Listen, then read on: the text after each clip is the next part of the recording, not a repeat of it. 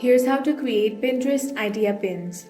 First, log into your Pinterest business account. Now you want to click on the menu icon. From here, select the option of Create Pin. Pinterest has merged the standalone Idea Pin button into a unified creation flow that handles multi-page video and image uploads automatically. Now you want to drag and drop your video clips or images. If you're uploading a sequence of steps, arrange them chronologically.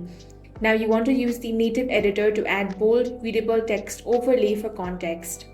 Now write a clear descriptive title using targeted search terms instead of vague headlines. Fill out the description box with natural phrasing that incorporates relevant keyword. Now you can add direct destination links and product stickers. After that, choose the specific public board that aligns closest with your content topic. Now you want to click publish to send it live. For best retention, try a 5-page structural breakdown for high completion rate. That's all for this video. If you found it useful, make sure to hit the like button and subscribe for more videos like this.